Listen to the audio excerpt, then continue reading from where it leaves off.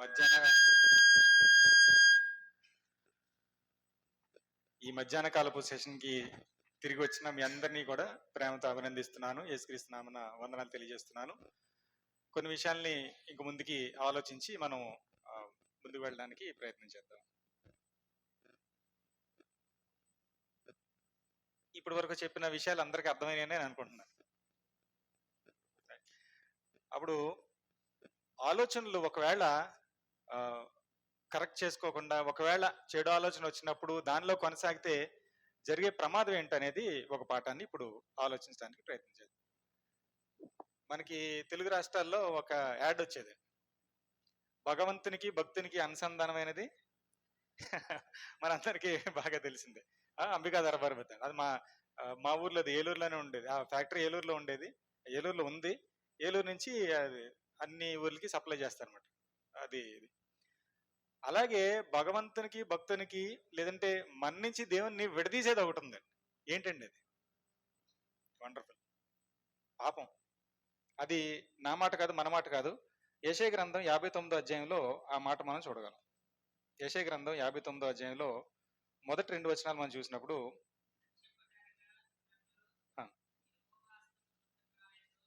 దేవుని హస్తము చిన్నది అవ్వలేదంట. రక్షింపకుండా ఉండటానికి దేవుని చెయ్యి ఏమి చిన్నదైపోలేదు.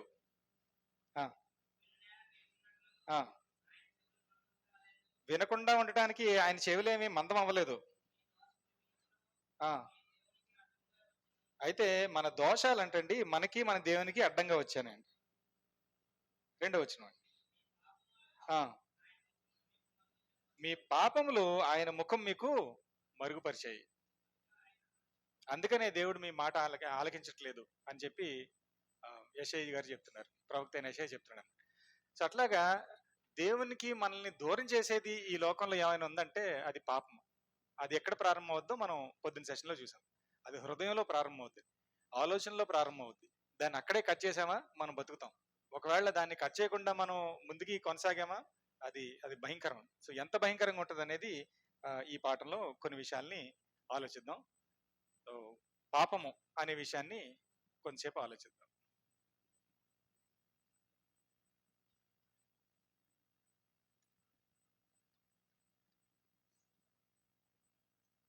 పాపం అనే మాటకు అర్థం ఏంటండి?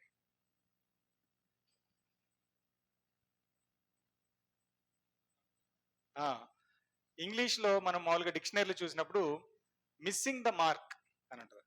మిస్సింగ్ ద మార్క్, ఒక మార్క్ ఉంది, మనం దాన్ని మిస్ చేసాం, దాన్ని అందుకోలేకపోయాం, దాన్ని పాపం అంటారు. పాపం అనే మాట ఒక గ్రీక్ మాటలోంచి తర్జుమా చేయబడిందంట. గ్రీక్ లో దాన్ని హమర్త్య అంటారంట. హమర్త్య, పాపము. ఇంగ్లీష్ లో మిస్సింగ్ ద మార్క్,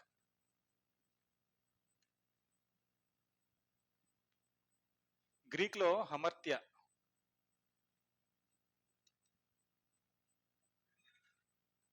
గీత దాటుట అని మీరు తెలుగులో రాసుకోవచ్చు. అప్పుడు పాపానికి బైబిల్ గ్రంథంలో చెప్పబడిన డెఫినేషన్ ఏంటి, లేదంటే అర్థం ఏంటి? ఆజ్ఞాతిక్రమం. వచనం చెప్పాలి, వచనం చెప్పాలా? 1 John 3:4. Very good. ఇంకొక డెఫినేషన్, సకల దుర్నీతి పాపము. ఇంకొక డెఫినేషన్, మేలైనది చేయనెరిగియు దాన్ని చేయకపోవుట పాపం. 4వది, విశ్వాస మూలము కానిది.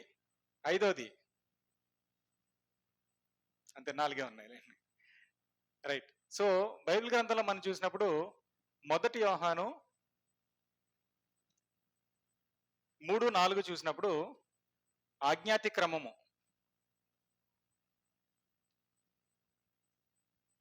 ఆజ్ఞని అతిక్రమిస్తే అది పాపం అంట. 2వది అదే 1 యోహాను 5:23లో సకల దుర్నీతి,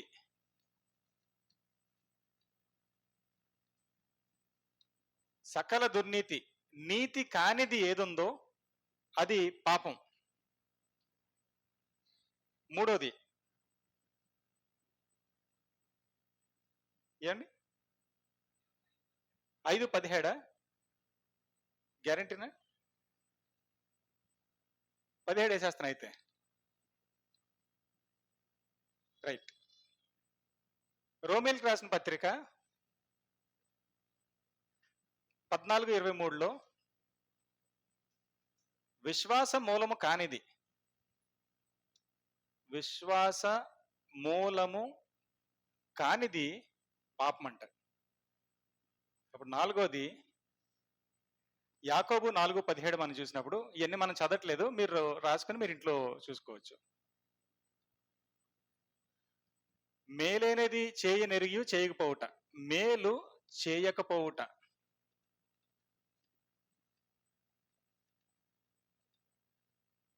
ఫస్ట్ రెండు చాలా ఈజీ అండి. ఆజ్ఞని అతిక్రమిస్తే అది పాపం అంటారు. రెండోది సకల దుర్నీతి, ఎటువంటి చెడుతనమైనా దాన్ని పాపం అన్నారు. మూడోది ఏంటండి? విశ్వాస మూలము కానిది అంటే ఏంటండి? అంటే నేను ఏదో పని చేశాను, బట్ దాన్ని పూర్తిగా నమ్మి చేయట్లా, విశ్వాసంతో చేయట్లా, అది కూడా పాపమేనండి. అంటే ఆరాధనకు వచ్చాను, ఎందుకు వచ్చాను? మా అమ్మగారు బలవంతం మీద వచ్చాను, మా నాన్నగారు బలవంతం మీద వచ్చాను, నా దేవుని మీద విశ్వాసంతో రాలా, ఏదో బలవంతం మీద వచ్చాను, పాపం. భయంకరమైంది. కొంచెం జాగ్రత్తగా ఉండాలి. మనం ఎప్పుడు ఏమనుకుంటాం అంటే పాపం అంటే ఏదో తప్పు చేస్తేనే పాపం అనుకుంటాం. విశ్వాసం మూలం కాంది కూడా పాపమేనండి. ఇవన్నీ చేస్తే పాపం. నాలుగోది చూడండి, చేయకపోవటం కూడా పాపమే. ఏంటి? ఒక మేలు చేయనెరిగి దాన్ని చేయకపోతే అది కూడా పాపం అండి. ఇది మంచి అని నాకు తెలుసు, ఇది మంచి అని నాకు తెలిసి దాన్ని చేయకపోతే అది కూడా పాపమేనండి. ఫస్ట్ మూడేమో చేస్తే పాపము, నాలుగోది కొన్ని చేయకపోయినా పాపమే. కాబట్టి ఆ విషయాన్ని అర్థం చేసుకుని కొంచెం జాగ్రత్తగా ఉండాలి. సో ఇది పాపానికి బైబిల్ గ్రంథంలో ఉన్న డెఫినేషన్. పాపాల్లో కొన్ని రకాలు ఉన్నాయండి, కొన్ని రకాల పాపములు. మీకు తెలిసిన ఏమైనా చెప్పండి. మీకేమైనా తెలుసా పాపాల్లో రకాలు? మరణకరం కాని పాపం ఒకటి ఉందంట. ఇంకా జన్మ పాపం అని ఒకటి ఉందండి. జన్మ పాపము అంటే ఏంటి? జన్మ పాపం విన్నారా? ఇదే నేను చెప్పాను కదా 5 విషయాలు చెప్తానని. కొన్ని ఇతరులు చేసే తప్పులు కూడా ఉంటాయి, పొరపాట్లు కూడా ఉంటాయి. దాని నుంచి మనం కూడా నేర్చుకోవాలి. జన్మ పాపం అనే మాట మనం తరచుగా కొన్ని చోట్ల వినొచ్చు. జన్మ పాపం అంటే వాళ్ళ కాన్సెప్ట్ ఏంటంటే, కొంతమంది పిల్లలు పుట్టుకతోనే పాపంతో పుడుతున్నారు అనేటువంటి కాన్సెప్ట్ అనమాట. అది బైబిల్ గ్రంథ బోధకి వ్యతిరేకమైన బోధ. ఇప్పుడు యెహెజ్కేలు గ్రంథంలో అందుకనే యెహెజ్కేలు ఏమంటాడంటే, తల్లిదండ్రులు ఏమన్నా ద్రాక్ష పళ్ళు తింటే పిల్లల పళ్ళు పులుస్తాయా? పులవ కదా. ఎవరు ఎవరు తింటే వాళ్ళ పళ్ళే పులుస్తాయి. అలాగే ఎవరు తప్పు చేస్తే వాళ్ళదే పాపం. సో తల్లిదండ్రుల పాపం పిల్లల మీదకి రాదు, పిల్లల పాపం తల్లిదండ్రుల మీదకి వెళ్ళదు. జన్మ పాపం అనేది లేదు. సో మొట్టమొదటిది జన్మ పాపము. దానికి వచనము లేదు, అసలు ఆ జన్మ పాపమే లేదు. సో అది మనం గుర్తుపెట్టుకోవాలి. లేవీలకు రాసిన పత్రిక 4వ అధ్యాయము, లేవీ కాండము 4వ అధ్యాయము 2వ వచనంలో అక్కడ ఒకలాంటి పాపం మనకు కనబడుద్ది. అది మీరు రాసుకోండి, మనం చదవట్లేదు. అది పొరపాటున ఎవరన్నా పాపం చేస్తే వాళ్ళు తప్పించుకోవటానికి కొన్ని ఏరియాలని వాళ్ళ కోసం అరేంజ్ చేశారు. అంటే కావాలని చేయని పాపాలు కొన్ని ఉంటాయి, దాన్ని మనం ఏమంటాం? పొరపాటు అంటాం. మిస్టేక్ వేరే, సిన్ రాంగ్ వేరే. పొరపాటు వేరే, తప్పు వేరే. పొరపాటుకి తప్పుకి తేడా ఏంటి? పొరపాటు అనేది తెలియకుండా చేసేది, తప్పు అనేది తెలిసి చేసేది. తెలిసి చేసి పొరపాటు అయింది అనకూడదండి. సో పొరపాటు డెఫినేషనే వేరే, తప్పు డెఫినేషనే వేరే. సో పొరపాటు అనేది ఒకటి ఉంది, దానికి క్షమాపణ ఉంది. అప్పుడు మూడోది 1 యోహాను 5:16-17లో 1 యోహాను 5:16-17 సహోదరులు చెప్పినట్టుగా మరణకరము కాని పాపము, మరణకరము కానిది ఏంటి? మరణకరం కాని పాపం మరణకరం కాని పాపం ఏంటి అంటే ఆ పాపానికి శిక్ష ఉండదంట. ఎటువంటి పాపానికి శిక్ష ఉండదు? ఇదే అది పొరపాటుకి శిక్ష ఉండదు. పొరపాటుని చేశాడు, క్షమిస్తారు. పొరపాటు రెండోసారి చేస్తే అది తప్పైపోద్ది, దానికి శిక్ష ఉంటుందండి. సో మరణకరం కాని పాపం అంటే తెలియక చేసే పొరపాట్లు. నాలుగోది అదే 1 యోహాను 5:16-17 చూసినప్పుడు మరణకరమైన పాపం ఒకటి ఉందంట. మరణకరమైనది అదేంటి? తెలిసి చేసిందని. మరణకరం కాని పాపమేమో తెలియకుండా చేసేది, దానికి క్షమాపణ ఉంటుంది. మరణకరమైన పాపం అంటే తెలిసి చేసేది, దానికి క్షమాపణ ఉండదు. సామెతలు 98లో 98 90వ సామెత 8వ వచనం. సామెతలు 98 కీర్తనలు 98. భోజనం బాగుందండి? భోజనం బాగుందా? బాగుందనేది నా దగ్గరే రుజువు కనబడుతుంది. లేవి కాండాన్ని లేవీల పత్రిక అనేస్తున్నాను, కీర్తనలు సామెతలు అనేస్తున్నాను అంటే భోజనం బాగుందని అర్థం అనమాట. రైట్. అయితే దయచేసి మీరెవరు నిద్రపోవద్దు. నిద్రపోయే హక్కు ఎవరికైనా అందరూ నాకు ఒక్కడికే ఉంది. మీరు దయచేసి నిద్రపోవద్దు. రైట్ రైట్ వెనక్కి వచ్చేద్దాం. కీర్తనలు 90వ కీర్తన 8వ వచనంలో రహస్య పాపం అని ఒకటి ఉందండి. రహస్య పాపము. కొన్నిసార్లు తప్పు చేసేసి ఎవరు చూడలేదులే అనుకుంటాం మనం. రైట్. రహస్యంగా ఎక్కువ తప్పులు రహస్యంగానే చేస్తాం. ఎవరు చూడనప్పుడు కొన్ని తప్పులు చేసేస్తుంటాం. ఎవరు చూడలేదా? అలాగా ఎవరు చూడట్లేదని కాదు, కానీ ప్రతి చోట ఒక ఆయన చూస్తాడని గ్రహించిన వ్యక్తి ఒక ఆయన ఉన్నాడు. ఎవరండి ఆయన? యోసేపు. యోసేపు ఆ గదిలో దేవుణ్ణి చూశాడండి. దేవుడు చూడని ప్లేస్ ఏది? కాబట్టి రహస్య పాపం అనేది లేదండి. రహస్యంగా పాపం చేస్తున్నానని మనం అనుకుంటాం అంతేగాని దేవుడు చూడని చోటు, దేవుడు లేని చోటు అనేది లేదండి. సో రహస్య పాపము ఒకటి ఉన్నది. కీర్తనలు 19:3.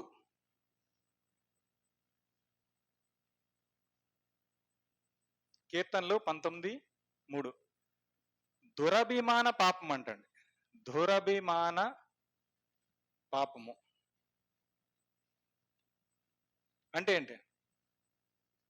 ఆ పేరే కొంచెం భయంకరంగా ఉంది. పాపాన్ని అభిమానించి పాపం చేయటం అంటండి. పాపాన్ని ఇష్టపడటం అంటండి. క్షమించండి. 19:13. దురభిమాన పాపం అంటే పాపాన్ని ఇష్టపడి ఇష్టంగా పాపం చేయటం అంటే. అలాంటి పాపం కూడా ఉంటుందా అండి? అలాంటి పాపం కూడా ఉంటుందా? నాకు తెలిసినవాడు ఒకడు ఉండేవాడు మా స్కూల్లో. పెన్నులు దొంగతనం చేసేవాడు అనమాట. తర్వాత వానికి పెన్నులు లేక కాదు, పెన్నులు ఉన్నాయి. అయితే అదొక ఆనందం అయిపోయింది అనమాట వాడికి. ఏంటంటే అదొక గొప్ప, దొంగతనం చేయడం గొప్ప అయిపోయింది, దొంగతనం ఇష్టం అయిపోయింది అనమాట. అలాగే దాంట్లో వాడు ఎడిక్ట్ అయిపోయాడు అనమాట.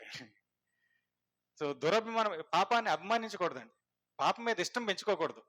అది దురభిమాన పాపము. అప్పుడు హెబ్రీయులకు రాసిన పత్రిక 10వ అధ్యాయము 26వ వచనంలో బుద్ధిపూర్వక పాపము అనేది ఒకటి ఉన్నది. హెబ్రీ 10:26.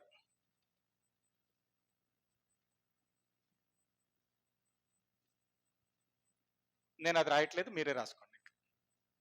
7 రకాల పాపాలు మనం బైబిల్ గ్రంథంలో చూడొచ్చు. బుద్ధిపూర్వకమైన పాపం అంటే తెలిసి చేసే పాపం అనమాట. జన్మ పాపం అనేది లేదు. పొరపాటుకి మరణకరం కాని పాపానికి క్షమాపణ ఉంటుంది. మరణకరమైన పాపం అంటే తెలిసి చేసే పాపం, రహస్య పాపము, దురభిమాన పాపము, అలాగే బుద్ధిపూర్వక పాపము, వీటన్నిటికీ శిక్ష తప్పదు. ఇలాగా ఒక 7 రకాల పాపాలు మనం చూడొచ్చు అన్నమాట. అసలు పాపం ఎలా కలుగుద్దండి? పాపం ఎలా సంభవిస్తుంది? చెడ్డ ఆలోచనలు. ఒక వచనం యాకోబు పత్రిక పాపము ఎలా సంభవిస్తుందో మనకి యాకోబు గారు చాలా స్పష్టంగా వివరిస్తారు. పాపము ఎలా సంభవించును? ఎలా సంభవిస్తుంది? యాకోబు 1:15 ఫస్ట్ చదువుదాం.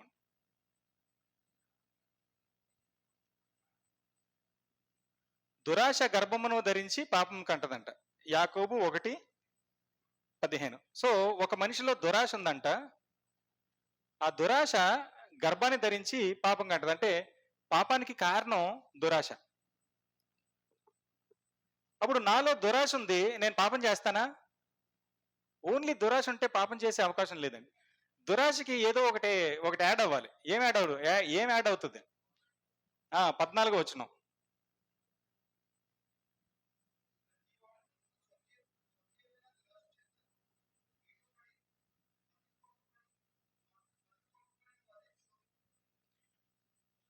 దురాశకి శోధన యాడ్ అయినప్పుడు అప్పుడు అది పాపంలోకి రిజల్ట్ అవుతుంది అనమాట.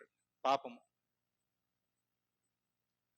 అప్పుడు ఆలోచించండి, నాలో దురాశ ఉంది, నాకు శోధన లేదు, అప్పుడు పాపం చేసే అవకాశం ఉందా? నాలో దురాశ ఉంది, బట్ శోధన లేదు, పాపం చేసే అవకాశం లేదు, పాపం చేయను నేను. సో పాపం ఉండదు. నాలో దురాశ లేదు, శోధన వచ్చింది, పాపం చేస్తానా? నాకు శోధన వచ్చింది, నాలో దురాశ లేదు, నేను పాపం చేస్తానా? దురాశ ఉంటేనే పాపం చేస్తాను. కాబట్టి ఇక్కడ కూడా పాపం ఉండదు. నాలో దురాశ ఉంది, నాకు శోధన కలిగింది, అప్పుడు పాపం కలుగుద్ది అనమాట. సో పాపానికి నాలో దురాశ ఉండాలి, తర్వాత ఒక శోధన ఉండాలి, అప్పుడు పాపం కలుగుద్ది. దీనికి బెస్ట్ ఉదాహరణ అంటే ఫస్ట్ పాపం ఎవరు చేశారండి? రైట్. అవ్వ పాపం చేయడానికి కారణం ఎవరు? దొరికారు దొంగలు. అవ్వ పాపం చేయటానికి కారణం ఎవరు? అవ్వ పాపం చేయటానికి కారణం ఎవరు? అవ్వలో ఉన్న దురాశ. సాతాను కాదండి, దేవుడు అసలే కాదు. అవ్వ పాపం చేయడానికి కారణం అవ్వలో ఉన్న దురాశ. సర్పం వచ్చి మీరు దేవదూతల వంటి వారు అయిపోతారంటే ఆశపడిపోయింది, దురాశ పడిపోయింది. అది శోధన అనమాట. సో శోధన వచ్చింది, దురాశ ఉంది, పాపంలో పడిపోయింది. సో ఏ మనిషి కూడా పాపం చేయడానికి వేరే వాళ్ళు ఎప్పుడు కారణం కారండి. ఈరోజు మనం కూడా పాపంలో పడుతున్నాం అంటే మనలో ఉన్న దురాశ వల్లే. అంతేగాని ఆడొచ్చి చేయించాడండి, ఆడొచ్చి చెప్పాడండి, అది ఆయన ఊరికే ఉత్తు మాటలు అంతే. రైట్. సో మనలో ఉన్న దురాశ వల్లనే మనం పాపం చేస్తాం. అప్పుడు ఒక మనిషి పాపం చేస్తే పాపం వల్ల కలిగేది ఏంటి? ఏం సంభవిస్తుంది? పాపం వలన ఏమి సంభవించును?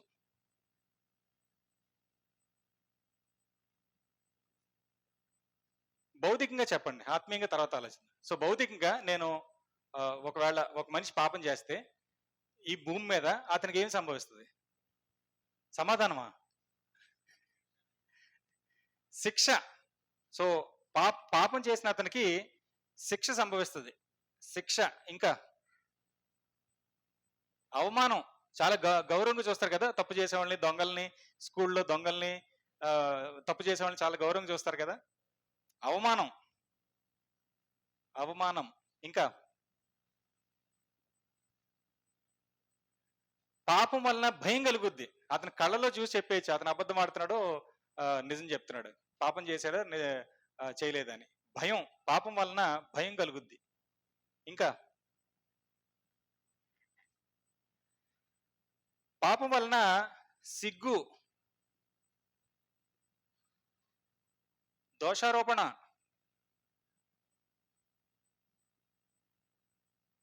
ఇంకా అలాగే మీరు ఎన్నైనా రాసుకోండి.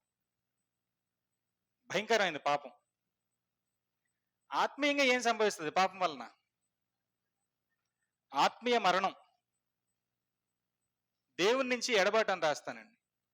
మరణం అంటే ఎడబాటు కదా, దేవుని ఎడబాటు. ఇంకా అతనికి దేవునికి సంబంధం ఉండదు. ఇంకేం జరుగుతుంది ఆత్మీయంగా? మళ్ళీ పెద్ద చెప్పేస్తున్నారు. సరే, పరిశుద్ధాత్ముడు మన నుంచి వెళ్ళిపోతాడు. నేను చాలా చిన్న ఆలోచిస్తున్నాను. ఇంకా పెద్దది. పరలోక రాజ్యం కోల్పోతాం. ఒక మనిషి పాపం చేస్తే ఆ సంఘానికి అవమానం అండి. కదా! ఒకతను ఏదో తప్పు చేశాడు. ఇతను ఎక్కడో చూసాను, రే ఆ చర్చికి వెళ్తావు కదా నువ్వు అన్నారు అనుకోండి, అయిపోయింది. ఇంకా వాళ్ళు ఏమంటారు, ఈ చర్చ్ వాళ్ళందరూ ఇంతే అంటారు. ఒకతను పాపం చేస్తే ఆ సంఘానికి అవమానం అండి. రైట్. దేవుని నుంచి ఎడబాటు, పరిశుద్ధాత్మ వెడలిపోతాడు, పరలోకం అన్నీ ఉన్నాయి. సంఘానికి అవమానం, సంఘానికి అవమానం, దేవునికి ఘనత కదా. అరే మన సృష్టికర్త అయిన దేవునికి అవమానం.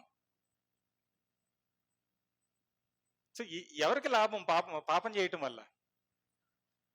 సాతానికి లాభమేమో, అవునేమో. ఎవరికి లాభం లేదండి. ఆ మనిషికి లాభం లేదు, అతని కలన తల్లిదండ్రులకి లాభం లేదు, చుట్టుపక్కల వాళ్ళకి లాభం లేదు, సంఘానికి లాభం లేదు, దేవుడికి లాభం లేదు. ఇంకేంటి పాపం వల్ల లాభం ఇంకా? బట్ గమనించండి, పాపం ఎంత వెళ్తుందో గమనించండి. రైట్. సో ఏంటి లాభం పాపం వల్ల? ఏం లాభం లేదండి. ఇన్ని నష్టాలే ఇవన్నీ సంభవిస్తున్నాయి పాపం వల్ల. ఒకటి రెండు ఉదాహరణలు చూద్దామండి. ఒక 2 ఉదాహరణలు మాత్రం. యెహోషువ నాయకత్వం తీసుకున్న తర్వాత మొట్టమొదటి యుద్ధం ఏది? ఎరికో పట్టణం మీద యుద్ధం చేశారు. ఎరికో పట్టణం మీద యుద్ధం ఎలా జరిగింది? చక్కగా ఒక రోజుకు ఒక రౌండ్ కొట్టారు ఎరికో చుట్టూ. 7వ రోజున 7 రౌండ్లు కొట్టారు, గోడలు పగిలి చచ్చిపోయారు. అది విన్న వాళ్ళకి ఏమవుతుంది? ఎరుకో గోడలంట అది సాధారణమైన గోడలు కాదంట, ఒక మనిషి పడగొట్టే గోడలు కాదంట, అంత పెద్ద గోడలంట. ఆ గోడల మీద ఈ గుర్రపందాలు జరిగాయంట, అంత పెద్ద గోడలు. రైట్. సో అటువంటి గోడలు అనమాట. అవి మానవ మాత్రుడు పడగొట్టే గోడలు కాదంట. అయితే వీళ్ళేమో ఒక రౌండ్ వేసి బోర్వదంగానే పడిపోయి. అది విన్న శత్రువులకి ఏమైందంట? ఒక వచనం చూద్దాం. యెహోషువ 2వ అధ్యాయము 11వ వచనం. యెహోషువ 2:11.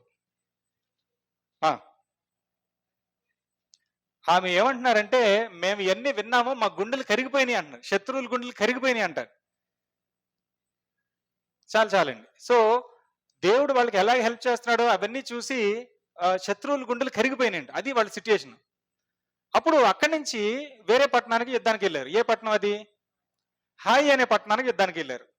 అప్పుడు వేగుల వారిని పంపించాడు. వేగుల వారిని పంపిస్తే వాళ్ళు వచ్చి, అయ్యా ఇది చాలా చిన్న దీని అసలు నువ్వు ఎందుకు సైన్యాన్ని డిస్టర్బ్ చేయడం ఎందుకు, ఒక 2-3 వేల మందిని తీసుకెళ్ళు, చిన్న సైన్యం తీసుకుని వెళ్ళి ఓడించి వచ్చేయచ్చు అన్నారు. వెళ్ళారు. ఏమైందండి? 36 మంది, 36 కదా, 36 మంది చనిపోయారంట. 36 మంది చనిపోయారు, వెనక్కి వచ్చారు. అక్కడ ఇశ్రాయేల్ గురించి రాయబడిన మాట ఏంటంటే,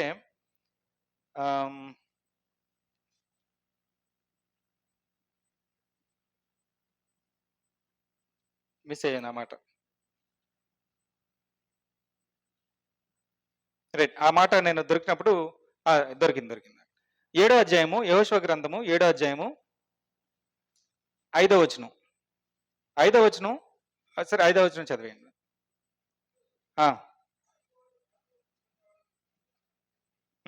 36 మంది చనిపోయారు.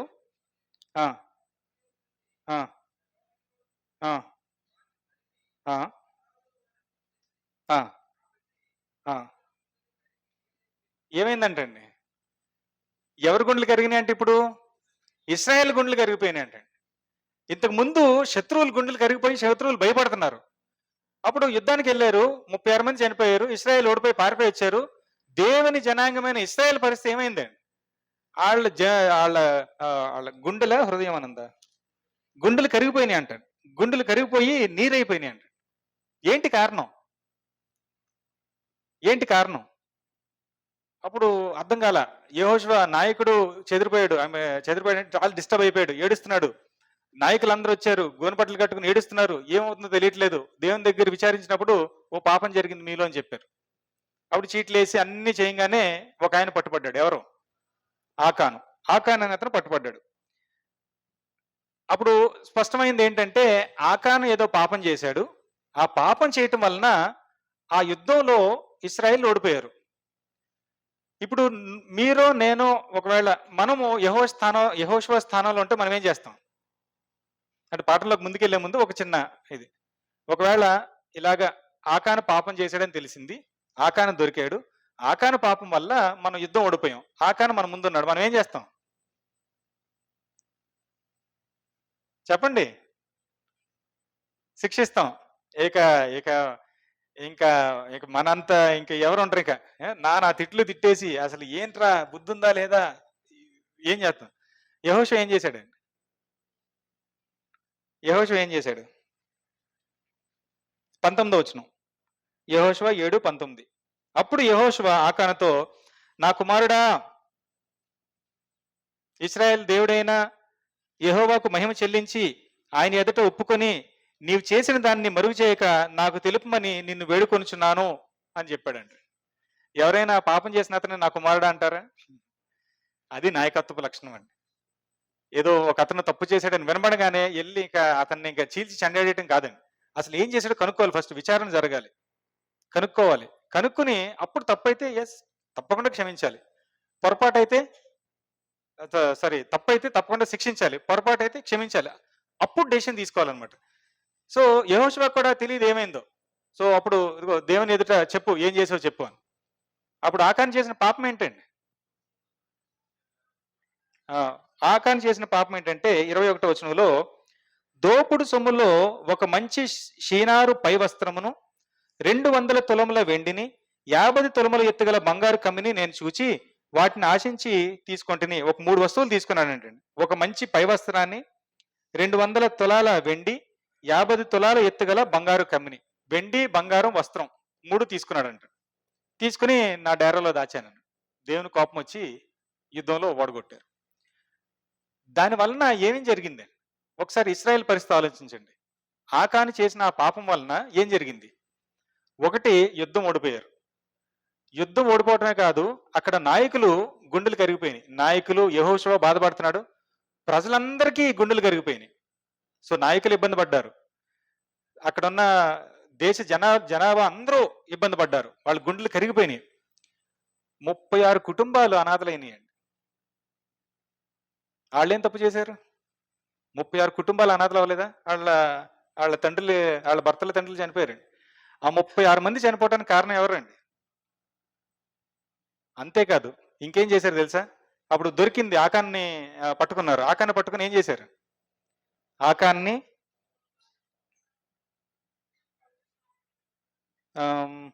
24. తర్వాత యెహోషువ ఇశ్రాయేల్ అందరూ జెరాహు కుమారుడైన ఆకానును, ఆ వెండిని, పై వస్త్రాన్ని, బంగారు కమ్మిని, ఆకాను కుమారులను, కుమార్తెలను, ఎద్దులను, గాడిదలను, మందను, డేరాను, వానికి కలిగిన సమస్తమును పట్టుకొని ఆకోరు లోయలోనికి తీసుకుని వచ్చి ఆకానుకు సంబంధించినవన్నీ తీసుకొచ్చారంటండి. తీసుకొచ్చి లోయ దగ్గర తీసుకొచ్చారు. పిల్లలతో సహా, పిల్లలు, డేరా, అతను దొంగిలించిన వస్తువులు అన్ని తీసుకుని వచ్చి ఏం చేశారండి? రాళ్లతో కొట్టి చంపేశారు. అప్పుడు పొద్దున్న చెప్పాను కదా, రాళ్లతో కొట్టి చంపడం అంటే ఎలాగా? గోడకి లేదంటే ఎక్కడైనా వెనకాల సాలిడ్ గుండె ప్లేస్ లో ఒక మనిషిని నిలబెట్టి ఒక రాయి తీసి ఒక్కొక్కళ్ళు వేస్తూ ఉంటారు అన్నమాట. ఎక్కడెక్కడ తగలచ్చండి రాయ? మనకు ఒక్క రాయి తగిలితే మనం ఎలా ఉంటుంది? మనకి ఆకానికి ఎక్కడెక్కడ తగిలి ఉంటాయి? పళ్ళు మీద తగిలితే పళ్ళు ఇరిగిపోయి ఉంటాయి. తల మీద తగిలితే, పొట్టలో ఇంకా తగులుతూ ఉంటే దెబ్బలు తగులుతూ ఉన్నాయి. అతన్ని వదలరు మళ్ళీ. అంటే చనిపోయే వరకు కొట్టాలి మళ్ళీ. అంటే రాళ్లతో కొట్టి చంపేయాలి. దేవునికి పాపం అంటే అంత కోపం అండి. అట్లు చేసి ఆ పాపాన్ని మీ మధ్య నుండి పరిహరింతురు అంటాడు దేవుడు. రైట్? అలా చేసి ఆ పాపాన్ని మీ మధ్యలో తీసేయండి అంటాడు. చనిపోయే వరకు కొట్టాలి. అప్పుడు నా ప్రశ్న ఏంటంటే, ఇప్పుడు ఆకాను ఉన్నాడు, ఆకాను భార్య ఉంది, పిల్లలు ఉన్నారు. ఒకవేళ తల్లిదండ్రులు ఉన్నారు అనుకోండి, ఫస్ట్ ఎవరు చనిపోతారు? ఆలోచించారండి? ఫస్ట్ ఎవరు చనిపోతారు? పిల్లలు చనిపోతారు. అంటే ఆకాను ఆ పిల్లల చావు కళ్ళారా చూసుంటాడు. దేనికి? దురాశకి. దురాశ. పిల్లల చావు చూసుంటాడు.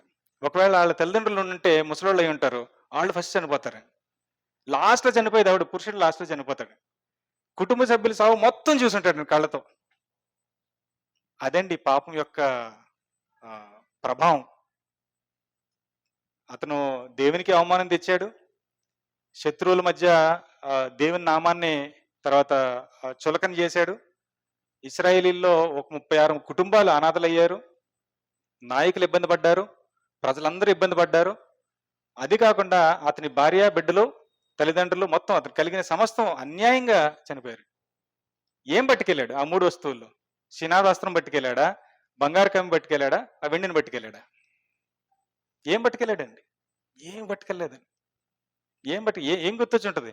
ఆ రాళ్ళు తగులుతా ఉంటే, ఓ నా షినార్ వస్త్రం గుర్తొచ్చి ఉంటుందా? నా బంగారు కమ్మి అనుకుంటాడా? అదండి పాపం యొక్క ప్రభావం. అప్పుడు నా ప్రశ్న ఏంటంటే, ఇప్పుడు ఇవన్నీ ఆకానికి తెలీదా? అంటే ఒకవేళ దొంగతనం చేస్తే నన్ను రాళ్లతో కొట్టి చంపుతారనే ఆ విషయం ఆకానికి తెలీదా? తెలిసి ఎందుకు చేశాడు? దానికంటే ముందు అసలు నాకు ఈ పిల్లల ఆలోచన నాకు రాలేదు. నాకు ఎలాగొచ్చిందో తెలుసా? మా కుటుంబ ప్రార్థనలో మేము యెహోషువ గ్రంథం చదివినప్పుడు ఈ అధ్యాయం చదివాం. చదివి నేను మామూలుగా ఎక్స్‌ప్లెయిన్ చేసి మా పిల్లల్ని అడుగుతానన్నమాట. మీకేం అర్థమైందో చెప్పని. అప్పుడు మా కూతురు ఒక 7 ఏళ్ళు 8 ఏళ్ళ అమ్మాయి. ఆ అమ్మాయి అడిగింది, ఆ పాపను కూడా చంపేశారా అంది. అవునమ్మా చంపేశాను. ఆ పాప ఏం చేసింది నాన్న అని అడిగింది. నేనేం చెప్తాను? ఇంకంతేనా? ఇదిగో వాళ్ళ నాన్న చేసిన తప్పుకి ఆ పాపకి శిక్ష అనుభవించింది. మా పాప చాలా డిస్టర్బ్ అయిపోయిందండి ఆ రోజు. 2 సార్లు అడిగింది, 2, 3 సార్లు అడిగినాను. పిల్లల్ని కూడా చంపేశారు నాన్న, పిల్లల్ని కూడా కొట్టారా రాళ్ళతో? కొట్టారండి. మనం చేసే తప్పులు మనకు మాత్రమే కాదండి, మన తల్లిదండ్రులకి, మన మన కుటుంబ సభ్యులందరికీ ఎఫెక్ట్ అవుతాయి. ఒక్కొక్కసారి వాళ్ళకి ఇంకా ఎక్కువ ఎఫెక్ట్ అవుతాయి. అది పాపం యొక్క ఎఫెక్ట్ అండి. మనకు అర్థం కాదు. అప్పుడు ఇందాక అడిగిన ప్రశ్న, ఇప్పుడు ఇన్ని తెలిసి ఆకాను ఎలా పడ్డాడండి దాంట్లో? ఆ పాపంలో ఎలా పడ్డాడు? ఎలా పడ్డాడు? దురాశకి అంత పవర్ ఉంటుందా? దురాశకిని శోధనకి మధ్యలో ఇంకోటి యాడ్ అవుద్దండి. హెబ్రీయులకు రాసిన పత్రిక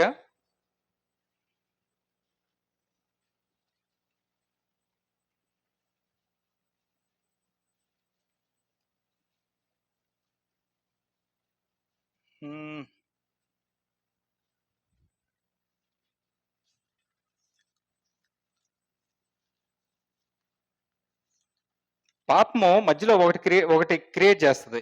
ఏంటో తెలుసా? దురాశ తర్వాత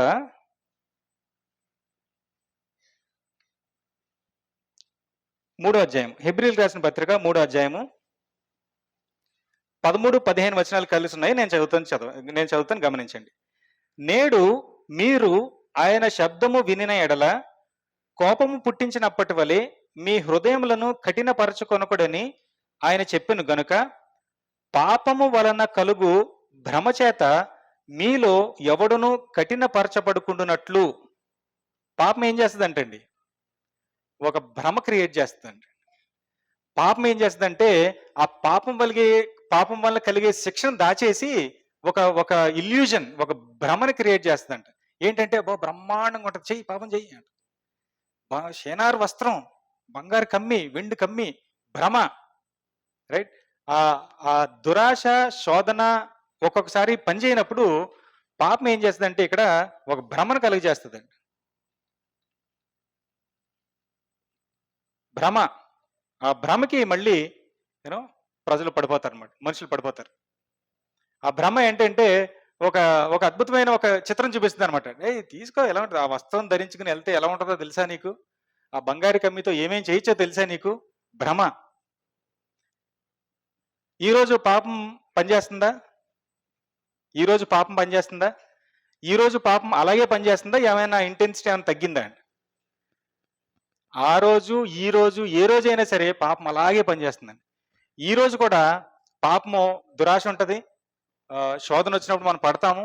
ఈ రోజు కూడా పాపం మనకి ఒక భ్రమను చూపిస్తుందండి, ఒక పిక్చర్ చూపిస్తుంది అనమాట. ఆ పిక్చర్ మనం పడిపోతాం, బ్రహ్మాండంగా భలే ఉందని పడిపోతాం. అంతే, బతుకులు నాశనం అయిపోతాయి. ఓ పెన్ దొంగతనం, చిన్న ఉదాహరణ, ఓ పెన్ దొంగతనం చెయ్యి అంటది అనమాట. ఆ పెన్ని జేబులో పెట్టుకుని ఉంటే ఎలా ఉంటుందో తెలుసా? ఆ పెన్ను దొరికితే ఎన్ని దెబ్బలు తగ్గుతాయో అది చెప్పదు పాపం. ఆ దొంగ దొరికాడంటే ఆ టీచర్తో దెబ్బలే, అది చెప్పదు. పాపం ఏమంటదంటే ఆ పెన్ను జేబులో పెట్టుకుని తిరిగితే ఎలా ఉంటుందో తెలుసా? ఒక గర్ల్ ఫ్రెండ్ ఉంటే నీకు ఎలా ఉంటుందో తెలుసా అంటది అనమాట. గర్ల్ ఫ్రెండ్ బండి ఎక్కించుకుని వెళ్తే ఎలా ఉంటుందో తెలుసా? ఇంట్లో దొరికితే ఎన్ని దెబ్బలో, ఎంత అవమానం, అది మాట్లాడదండి. ఒక ఉదాహరణ చెప్తాను. ఒక అతను మాకు తెలిసిన అతను ఇలాగే ఒక అమ్మాయిని ఇష్టపడ్డాడు. వాళ్ళు తిరుగుతున్నారనమాట. మేమందరం చెప్పాం జాగ్రత్తగా ఉండరా అని. తిరుగుతూ యాక్సిడెంట్ అయిందండి. ఆ అమ్మాయికి యాక్సిడెంట్ అయ్యి ఏదో చెయ్యి ఇరిగి ఏదో ఇబ్బంది అయిపోయిందండి. ఇదంతా చూపించదు పాపం. అసలు ఆ అమ్మాయిని ఎక్కించి తిరుగుతుంటే నువ్వు హీరోవి మీ పక్కన మేముండి చప్పట్లు కొడతాం అంటదనమాట పాపం. కింద పడి ప్రాణం పోతే, కింద పడి చెయ్యి కాలు ఇరిగిపోతే అది చూపించదండి పాపం. పాపం యొక్క భ్రమ చాలా భయంకరమైందండి. దాంట్లో పడద్దు దయచేసి యవనస్తులారా. మన చుట్టుపక్కల ఉన్న వాళ్ళందరూ ఇదే మనకు చేసేది. మనల్ని ఎత్తుతారనమాట. ఒరేయ్ నువ్వు వదిరా, నువ్వు ఇదిరా అని. ఒక్కసారి దొరికాక వెనక్కి చూస్తే ఒక్కడుండడు. మీరు ఒక్కలే ఉంటారు. అందరూ పారిపోతారు. రైట్? దొంగోడితో ఎవరు ఉండడానికి ఇష్టపడరు. అప్పటిదాకా అందరూ ప్రోత్సహి ఎల్రా ఎల్లి చేసేయి, ఎల్లి తప్పు చేయి, ఎల్లి పాపం చేయి అంటారు. దొరికారా మన ఒక్కళ్ళం ఇంకెవ్వరు ఉంటారు మనతోటి. రైట్? చాలా భయంకరం అండి పాపం. ఆ పాపం ఆ భ్రమను క్రియేట్ చేస్తుంది అనమాట. ఇస్కరియోతు యూదా ఇంకా భయంకరమైన సిచ్యువేషన్. యేసుప్రభుతో 3.5 సంవత్సరాలు కలిసి ఉన్నాడు. యేసుప్రభు చెప్పిన బోధలు విన్నాడు. యేసుప్రభు పెట్టిన తిండి తిన్నాడు. యేసుప్రభు చేసిన అద్భుతాలు కళ్ళారా చూశాడండి. రైట్? అన్నీ చూసిన తర్వాత ఏం చేశాడండి? 30 వెండి నాణాలు. 30 వెండి నాణాలకి ఎవరిని? యేసుప్రభుని, మెస్సయ్యని. వాళ్ళు కొన్ని వేల సంవత్సరాల నుంచి ఎదురు చూస్తున్న మెస్సయ్య వస్తే 30 వెండి నాణాలకి అమ్మేశాడండి. ఎంతసేపు పట్టింది తెలుసుకుంటానికి? ఆకానైనా ఒక యుద్ధం అయ్యాక ఎన్నో 1-2 రోజులు అయిన తర్వాత తెలుసుకున్నాడు. అతను తప్పు రియలైజ్ అయ్యాడు. ఇస్కరియోతు యూదాకి ఎంతసేపు పట్టింది రియలైజ్ అవ్వటానికి? కొన్ని గంటల్లో రియలైజ్ అయిపోయాడు. రియలైజ్ అయిపోయి పరుగున వచ్చాడు. వచ్చి అయ్యా తప్పు చేశాను, ఇదిగో డబ్బులు తీసుకోండి, ఆయన వదిలిపెట్టండి. ప్రధాన యాజకులు ఏమన్నా మాకు దీనికి సంబంధం లేదు పోవతలకి అన్నారు. ఏం చేశాడండి? పాపం యొక్క ప్రభావం ఏంటంటే అది ఇంకా పీక్కి వెళ్ళినప్పుడు మనల్ని మనం క్షమించుకోలేని స్థితికి తీసుకెళ్ళిపోద్దండి. ఇస్కరియోతు యూదా తనను తాను క్షమించుకోలేకపోయాడు. తనకు తానే శిక్ష విధించుకున్నాడు. ఆత్మహత్య చేసుకున్నాడు. అది పాపం యొక్క ప్రభావం అండి. 30 వెండి నాణాలకి ఆశపడి మరి ఇస్కరియోతు యూదా మరి ఏం చేశాడు? 30 వెండి నాణాల్లో 30 వెండి నాణాలు అనుకున్నాడేమో. భ్రమ రియాలిటీకి వచ్చేసరికి తనని తాను క్షమించుకోలేని స్థితికి వెళ్ళి భయంకరమైన చావు చనిపోయాడు. అదండి పాపం అంటే. పాపం అంటే మనం లైట్గా తీసుకుంటాం. చిన్న దొంగతనమే కదా, చిన్న ఇదే కదా, గర్ల్ ఫ్రెండ్ బాయ్ ఫ్రెండే కదా, ఏమో వద్దులే. అది గర్ల్ ఫ్రెండ్ బాయ్ ఫ్రెండ్ నాకు భలే ఆశ్చర్యంగా ఉంటుందండి. ఇప్పుడు కాలేజీకి మిమ్మల్ని తల్లిదండ్రులు కాలేజీకి పంపిస్తారు. ఎందుకు? కరెక్ట్గా చెప్పండి. ఎందుకు? చదువుకుంటానుక పెళ్లి చేసుకుంటానుక? చదువుకుంటానికేనా? మరి కొంతమంది పెళ్లి చేసుకుని వస్తారు. ఇప్పుడు కాలేజీకి వెళ్ళేది ఎందుకు? నువ్వు చదువుకు, నీకు పెళ్లి చేయలేరా? ఇప్పుడు చిన్నప్పటి నుంచి పెంచి నీకు భోజనాలు పెట్టి నీకు కావాల్సినవన్నీ కొని హాస్పిటల్లో తిప్పి నీ అవసరాలను తీర్చిన తల్లిదండ్రులు నీకు పెళ్లి చేయలేరా? మరి ఏంటి కంగారు సడన్ గా ఆ వయసుకు వచ్చేసరికి? అదేదో మీ తల్లిదండ్రులు మీకు పెళ్లిళ్ళు చేయలేనట్టు. కొంతమంది అంటే మిమ్మల్ని అంటలేదులేండి, లోకంలో జరుగుతున్నది. ఇక ప్రజలకు ఏమవుతుందంటే ఒక్కోసారి ఆ పిల్లలకి ఇంక ఈ విషయంలో మాత్రం అమ్మో మా తల్లిదండ్రులు నాకు ఏం చేయలేరు అనుకుని వాళ్ళే, నువ్వు వెళ్ళిందేమో చదువుకుంటానికి, చేసేదేమో ఈ పనుల. అసలు ఫోకసే లేదు. అటు చదువు పోయి ఇటు అమ్మాయి పోయి మొత్తం అసలు ఇప్పుడు ఒక అమ్మాయిని అలాగా ఇష్టపడేది చేశాడు. అటు వాళ్ళ ఫ్యామిలీ ఇబ్బంది పడింది, ఇటు మీ ఫ్యామిలీ ఇబ్బంది పడింది. అమ్మాయిలైనా అబ్బాయిలైనా ఎవరికైనా సరే 2 ఫ్యామిలీస్ ఇబ్బంది పడుతున్నాయి. వాళ్ళ సర్కిల్లో వాళ్ళకి ఇబ్బందులు. అసలు ఇంత ఎఫెక్ట్ ఉంటుందండి పాపం వల్ల. ఒక్క మనిషి చేసే పాపం వల్ల. ఇప్పుడు యెహెజ్కేలు చెప్పినట్టుగా తండ్రుల పాపం పిల్లల మీదకి రాదు, ఆ శిక్ష పిల్లల మీదకి రాదు. బట్ దోష శిక్ష అనేది మాత్రం ఖచ్చితంగా పిల్లల మీదకి వస్తుంది. ఆ ప్రభావం అనేది కుటుంబ సభ్యుల మీద పడుద్ది. ఒక వ్యక్తి తాగుబోతు, దొంగ దొరికాడు, అరెస్ట్ అయ్యాడు. ఆ పిల్లోని చూసి ఏమంటారు? ఇదిగో వీళ్ళ నాన్నగారేరా, ఆ తాగేసి అక్కడ రోజు పడిపోతుంటాడు కదా, దొంగతనం చేసి దొరికిపోయాడు కదా, ఆ ఏదో పని చేశాడు కదా వీళ్ళ నానే అని ఆ దోష శిక్ష పిల్లల మీదకి వస్తుంది. అలాగే మనం ఏదైనా తప్పు చేస్తే ఆ దోష శిక్ష మన తల్లిదండ్రుల మీద పడుద్ది, మన బంధువుల మీద పడుద్ది, మన సంఘం మీద పడుద్ది, మన సువార్థికుల మీద పడుద్ది, మన దేవుడి మీద పడుద్ది. పెద్ద వెళ్తాడు చర్చికి, చూడు ఏం చేశాడు అంట. చాలా భయంకరమైనది పాపం, చాలా చిన్నగా స్టార్ట్ అవుద్ది. హృదయంలో ఒక ఆలోచన వస్తది అంతే. ఆ ఆలోచన మనం కట్ చేశామా బతుకుతాం. దాన్ని ఎంజాయ్ చేస్తూ బావుందని కొంచెం దాన్ని కొంచెం ఇది చేశామా, అది ఎంతకు దారి తీస్తదంటే దాన్ని బట్టే మన నిర్ణయాలు మారిపోతాయి. దాన్ని బట్టి ఒక ఒక ఒక ఒక డేరింగ్ స్టెప్ ఏస్తాం తప్పు చేయటానికి. పని పని చేస్తాం. ఇంకంతే స్టార్ట్. అప్పటిదాకా భ్రమ కనబడతది. అప్పటి నుంచి భ్రమ మాయమైపోద్ది. రియాలిటీకొస్తాం. దొరికాక రియాలిటీకొస్తాం. అప్పటికే సో ఇది పాపం యొక్క తీవ్రత. ఇవన్నీ తెలిసే దేవుడు ఏం చెప్పాడంటే అసల అసల అటువంటి పాపం కనబడితే అందుకని రాళ్ళతో కొట్టి అంత భయం దేవుడు అంత భయం ఎందుకు సృష్టించాడంటే ఇతరులు ఆ పాపంలో పడకుండా ఉండటానికి. అర్థమవుతుంది కదా? సో అందరూ ఈ పాపంలో పడిపోతారేమోనని పాపం చేసిన వాళ్ళకి ఆ కఠినమైన శిక్ష ఇవ్వడం ద్వారా పాపానికి ఇతర ప్రజల్ని దూరంగా ఉంచడానికి దేవుడు ప్రయత్నించాడు. అందుకే అంత కఠినమైన శిక్ష. అలాగ చేసి ఆ పాపం మీలోంచి పరిహరింతురు అని. యేసుప్రభు అయితే ఇంకొక స్టెప్ ముందుకేసి ఆ ట్రీట్మెంట్ చాలా బాగుంటుందండి. ఇప్పుడు పాత నిబంధనలో నరహత్య చేయొద్దని ఉంది. యేసుప్రభు ఏం చెప్పారు? ఎందుకు? అసలు నరహత్య ఎక్కడ స్టార్ట్ అవుద్ది? కోపం దగ్గర స్టార్ట్ అవుద్ది. కోపం ఎక్కడ స్టార్ట్ అవుద్ది? హృదయంలో స్టార్ట్ అవుద్ది. సో అదే అనమాట, సేమ్ ఇదే ప్రాసెస్ యేసుప్రభు వారు చేసింది. సో యేసుప్రభు వారు ఏం చేశారంటే ఆ హృదయానికి ట్రీట్మెంట్ స్టార్ట్ చేశారు. అసలు నరహత్య కారణమైన ఆ యొక్క కోపాన్ని నువ్వు తీసేయి. కోపాన్ని కోపడద్దు. వ్యభిచరించొద్దు అని ఉంది. ఆ వ్యభిచారానికి కారణమైన మోహం చూపునే తీసేయి అసలు. సో అందరినీ మంచి చూపుతో చూడు. అలాగనమాట అండి. ఆ బేస్‌నే తీసేశారనమాట. సో అలాగాని మనం కొంచెం ఆలోచించగలిగి మన హృదయంలో దేవుని యొక్క వాక్యాన్ని పెట్టుకుని ఆ దురాశకు దూరంగా ఉండి కొంచెం ఆ చెడ్డ ఆలోచనలు వచ్చినప్పుడు మనం కొంచెం అలర్ట్ అయ్యి కొంచెం సర్దుకున్నాం అనుకోండి, మన జీవితాలు చాలా ప్రశాంతంగా ఉంటాయండి. మన జీవితాలు ప్రశాంతంగా ఉంటాయి. మళ్ళీ మళ్ళీ చెప్తున్నాను ఇది. ఎందుకంటే అంత ఎఫెక్ట్ ఉంటుంది. మన కుటుంబాలు ప్రశాంతంగా ఉంటాయి. మన సువార్థికులు ప్రశాంతంగా ఉంటారు. మన సంఘ సభ్యులు ప్రశాంతంగా ఉంటారు. మన మన దేవుడు ప్రశాంతంగా ఉంటాడు. రైట్? అప్పుడు నా ప్రశ్న ఏంటంటే ఇంక వేరే దారే లేదా? ఇప్పుడు పాపం చేసాం. ఇంకా ఇంత భయంకరంగా ఉంది. ఇంక వేరే దారే లేదా?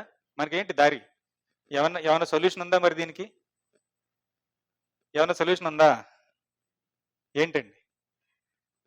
అలాంటి పాపంలో ఉన్న వాళ్ళని కూడా ఒకవేళ మనం ప్రార్థన చేసి దేవునికి మారు మనసు పొంది పశ్చాత్తాపడితే మనల్ని తిరిగి దేవుడు చేర్చుకుంటాడు. అదే ఈ స్కీమ్. అదే ఈ స్కీమ్. రైట్? ఏంటంటే ఒకవేళ నా తప్పు నేను తెలుసుకుని నేను మారు మనసు పొంది పశ్చాత్తాపడి నేను మళ్ళీ దేవుని తెలుసుకుని బాప్తిజం పొందాను అనుకోండి, దేవుడు నా పాపాలన్నింటినీ క్షమించేస్తాడు. క్షమించేసి ఆయన కుమారుడుగా మళ్ళీ ఆయన చేర్చుకుంటాడు. చేర్చుకున్న తర్వాత నా క్రియలన్నిటిని నేను వెంటనే కరెక్ట్ చేసుకుని నేను మంచోడిని అయ్యి ఏదో కుటుంబంలో కొంచెం మంచిగా ఉండి సంఘంలో మంచిగా ఉండి దేవుని సంకల్పాన్ని నెరవేర్చవచ్చు. ఒకవేళ ఇవన్నీ తెలిసి కూడా ఇంకా పాపంలో కొనసాగితే ఇక మనకంటే దురదృష్టవంతులు ఎవరు ఉంటారు అనమాట. సో అది పాపం యొక్క ఆ భయంకరమైన స్థితి. కాబట్టి ఏం చేద్దాం? పాపానికి దూరంగా ఉండాలంటే ఏం చేయాలి? పాపానికి దూరంగా ఉండాలంటే ఏం చేయాలి?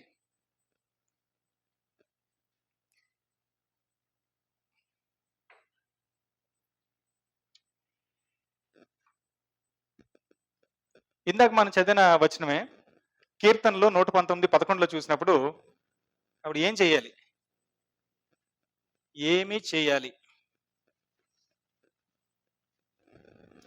ఇవన్నీ ప్రారంభమయ్యేది హృదయంలో కాబట్టి ఆ హృదయంలో దేవుని యొక్క వాక్యాన్ని ఉంచినప్పుడు కీర్తనలో 119:11 ఇప్పుడు చదవద్దు, ఇందాక మనం చదివాం కాబట్టి మన హృదయంలో ఈ ఆలోచనలన్నీ ప్రారంభమయ్యేది హృదయంలో కాబట్టి ఆ హృదయంలో దేవుని యొక్క వాక్యాన్ని పెట్టుకుని ఆ హృదయాన్ని కొంచెం మనం రిపేర్ చేసుకున్నప్పుడు కొంచెం బాగుపడే అవకాశం ఉందన్నమాట.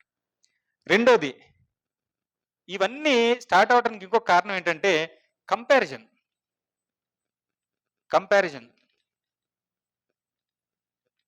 కంపారిజన్ అంటే ఇతరులతో పోల్చుకోవటం. ఇతరులతో ఎప్పుడు పోల్చుకోకూడదండి. ఎవరి జీవితం వాళ్ళదే. ఇతరులతో పోల్చుకున్నప్పుడు ఏమవుద్దంటే సాధారణంగా అంటే మనకంటే ధనవంతులతో మనం పోల్చుకున్నప్పుడు మనలో కొన్ని తక్కువగా కనబడుతున్నాయి. అప్పుడు దేవుడికి మనం ఏం చేస్తాం?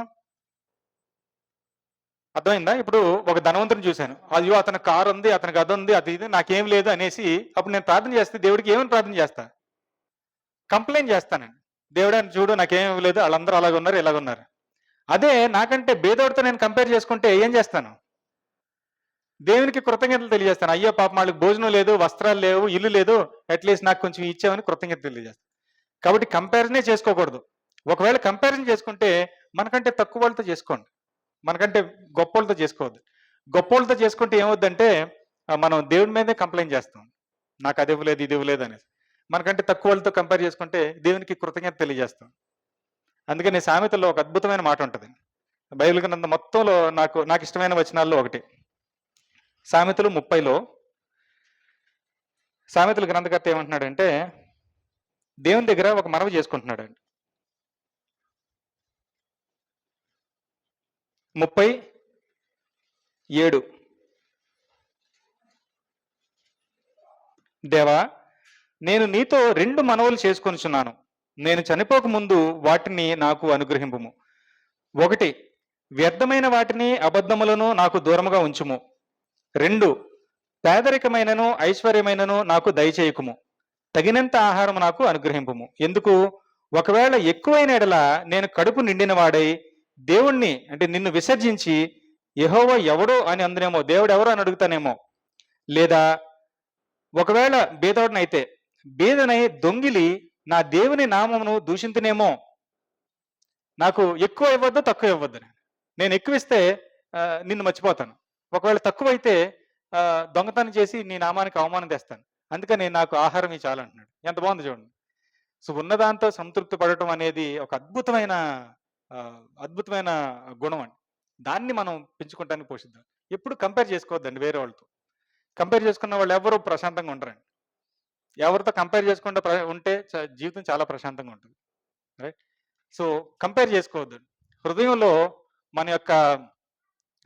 దేవుని యొక్క వాక్యాన్ని పెట్టుకుందాం. చివరిగా 3వది, ఒకవేళ పాపంలో ఉన్నామని తెలిస్తే ఏం చేయాలండి? ఒకవేళ ఒక పాపం నాలో ఉందని నాకు తెలిసింది, నేనేం చేయాలి?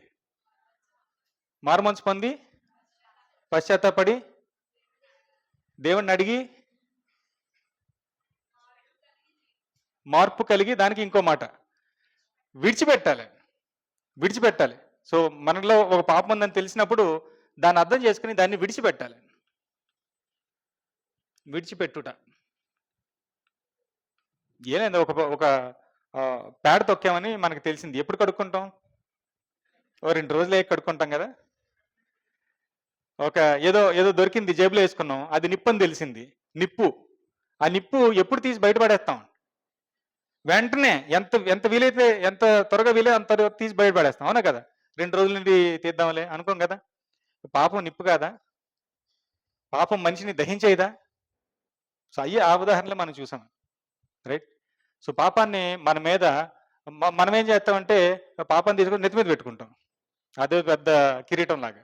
వద్దండి, పాపానికి దూరంగా ఉందాం. ఎందుకంటే పాపం యొక్క ప్రభావం భయంకరమైంది. అది మనకి అవమానం, మన కుటుంబ సభ్యులకి, సంఘాలకి, అందరికీ అవమానం. సో అవన్నీ కూడా హృదయంలో స్టార్ట్ అవుతాయి. కాబట్టి మన ఆలోచనలు మనం సరి చేసుకుని కొంచెం జాగ్రత్తగా మనం జీవించడానికి ప్రయత్నించేద్దాం. ఈ విషయాలు ఈరోజు మీకు తెలియజేయాలని నేను ఆలోచించాను. ఈ విషయాలు అందరికీ అర్థమైనాయని నేను భావిస్తున్నాను. సో ఎంతో ఓపికగా ఉదయం నుంచి ఇప్పటి వరకు శ్రద్ధగా దేవుని యొక్క వాక్యాన్ని విన్న మీ అందరికీ కూడా మరొకసారి నా హృదయపూర్వకమైన వందనాలు తెలియజేస్తున్నాను.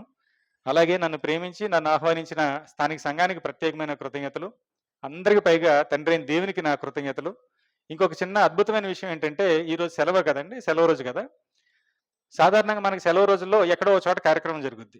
అయితే ఈరోజు ఒక స్పెషాలిటీ ఏంటంటే, ఏలూరులో చిల్డ్రన్స్ క్లాస్ జరుగుతుంది. రైట్? తర్వాత తాడేపల్లిగూడెంలో యూత్ మీటింగ్ జరుగుతుంది. హైదరాబాద్లో స్పెషల్ మీటింగ్ జరుగుతుంది. బెంగళూరులో ఒక స్పెషల్ బైబిల్ క్లాస్ జరుగుతుంది. మనకి ఇక్కడ యూత్ మీటింగ్ జరుగుతుంది. అసలు మనకి తెలిసిన వాళ్ళలోనే ఇన్ని మీటింగ్లు జరుగుతున్నాయి అనమాట. అది చాలా అద్భుతమైన విషయం. రైట్? సో ఎక్కువ మంది బాగుపడుతున్నారు. సో ఇలాగా ఒక సెలవు దినాన్ని వేస్ట్ చేయకుండా ఇలాగా యవనస్తులు కుడికి పెట్టి యవనస్తులను ప్రోత్సహించాలనేటువంటి ఆలోచన తండ్రి అయిన దేవుడు స్థానిక సంఘానికి ఇచ్చినందుకు దేవునికి కృతజ్ఞతలు. అలాగే మీ అందరికీ కూడా మరొకసారి వందనాలు తెలియజేస్తూ కొంచెం జాగ్రత్తగా జీవించడానికి మనందరం ప్రయత్నిద్దాం. నాతో సహా అందరం ప్రయత్నిద్దామని, అలా ప్రయత్నించాలని మిమ్మల్ని అందరినీ కోరుతూ, ఈ ప్రయత్నంలో దేవుడు మనకు సాయం చేయాలని కోరుతూ అందరికీ నా హృదయపూర్వకమైన వందనాలు తెలియజేస్తున్నాను.